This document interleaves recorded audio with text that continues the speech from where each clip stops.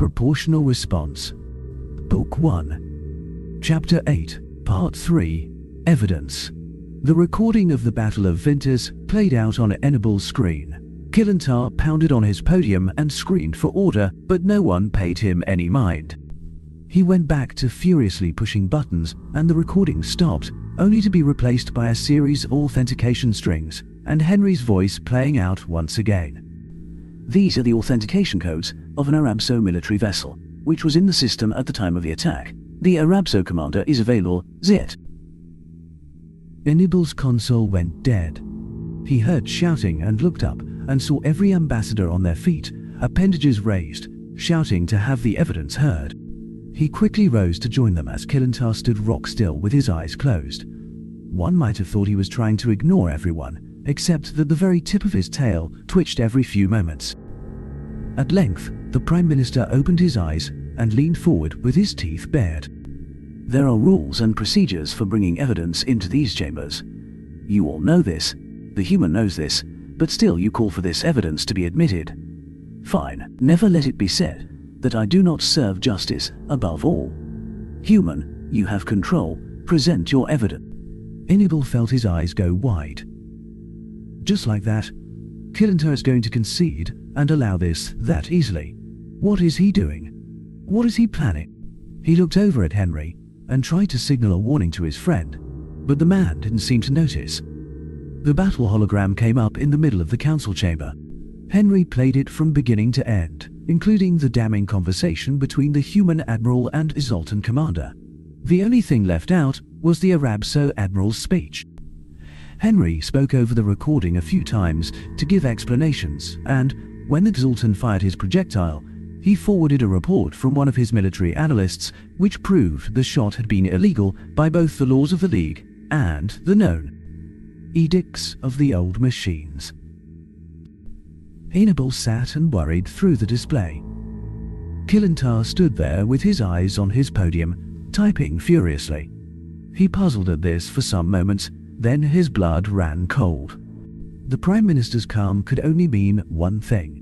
Henry, I hope you know what you are doing. He looked around the council chamber and noticed that many of the other ambassadors occasionally shot a nervous glance at Kilintar, but all of them managed to hide their nervousness behind masks of anger. He wished he had that luxury as he tried to remain calm. The recording reached its conclusion and Henry shut it off, but continued to speak. I believe, my fellow ambassadors, that a motion was put before this council about sanctioning the person responsible for bringing down the wrath of the old machines. I will submit to this august body that the fact the old machines left the Indomitable intact is a clear message of whom they hold responsible, and that the evidence here is insurmountable.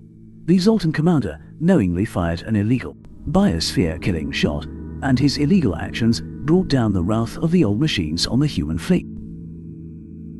I move that the Altan commander be put on trial for attempted deliberate destruction of a habitable planet's biome and for provoking the old machines, with the sentence, if he is determined to be guilty, to be that suggested by the Prime Minister. Do I have a second? The Arabso ambassador spoke up almost instantly. I, the Arabso Federation, seconds the motion. Ilibal found himself unable to even move as Kilintar finally looked up from the podium, just in time to hear the Themercan ambassador provide a third and call for a vote. His heart skipped a beat as the man looked around the council chamber with an obvious lack of concern. They returned to their normal rhythm as the man lowered his head without comment and pushed more buttons. The console in front of him chimed, and he looked down to see voting options for Henry's proposal. He chose to abstain. He wanted to vote yes, but he had his part to play in all of this, and, barring counter-instructions from Her Majesty, he felt it best to proceed with Henry's plan. Today is the first step to putting Aventa behind that pedestal. I wonder who Her Majesty will find to do the job. The votes were tallied and displayed, with the result coming down exactly as Henry had predicted. The trial would take place. They vanished quickly, and he didn't miss the fact that the console failed to indicate that the vote had been entered into the record. He glanced at the Arabso and saw him nod to Henry, indicating that he had recorded the results himself. His hands began to shake. The door opened behind him, and Kilintar turned to walk from the chamber without a single word. It took him a few moments to steady himself enough to stand. It took everything he had to maintain his composure as he walked out of his booth. He tried to be surreptitious about glancing around, but would have needed a mirror to know if he'd succeeded. It took everything he had not to let the relief show on his face when he spotted his first group of humans. 3 of them lounging at an intersection of halls, seemingly without a care in the world. One of them gave him a covert glance and a wink, but other than that, they seemed to notice and then dismiss him. He continued walking, and the hairs on the back of his neck stood on end in response to 3 alpha predators nonchalantly falling in to follow him. He tried to let the amusement of his body's primal response distract him. Here he was feeling such relief when he finally spotted them, and then they set his fear responses off. He didn't have long to ponder though.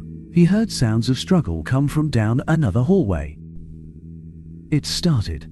The sounds of fighting, hand-to-hand fighting, not gunfire, cascaded into his ears, and his heart went instantly into an emergency rhythm. Then the heavy sound of running humans came from behind him, and it took all of his willpower to keep from running. Strong hands grasped his arms and nearly lifted him from the ground. "We have you, Ambassador, but we need to move." His feet obeyed, even as his mind tried to distract him with inanities. He realized he could never have pulled away from those hands, and their grip felt so solid, he feared they could break his arms just by squeezing hard enough. Yet, they were almost gentle, if corded steel could be classified as gentle.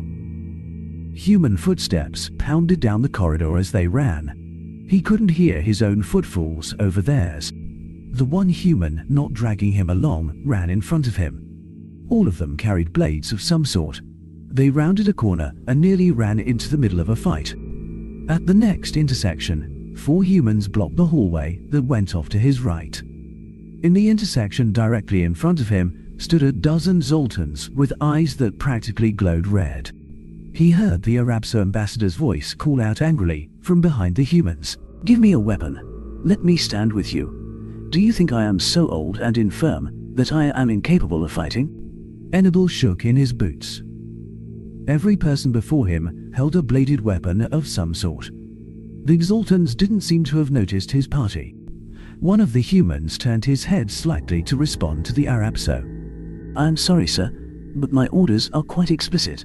We are not to allow any harm to come to you and keep you away from the fighting. Please understand that I would be more than honored to have you stand beside me, but I have my orders." The ambassador didn't have time to reply as the Zoltans charged. His escorts moved as soon as the lizards did. 3 knives flashed out from them. Each one struck true, and a Zoltan fell. 2 of his escorts pounded forward, while the other kept a grip on his arm. Enable looked on with fear and wanted to tell his remaining escort to help his fellows, but his tongue refused to obey. They are outnumbered 2 to 1. Well, 3 to 2 now, they will be. Then the 2 sides clashed. 4 Zoltans swung at 4 humans. 4 humans parried, almost in unison, and took off 4 Zoltan heads with backhanded swings. Then his 2 escorts joined the fray. They each ran past a Zoltan, slashing at him as they did, then bodily slammed into the Zoltan next to the one they'd cut. He heard bones crunch and splinter with the impacts. He began to feel lightheaded, and his escort offered to let him turn away, but he waved a hand.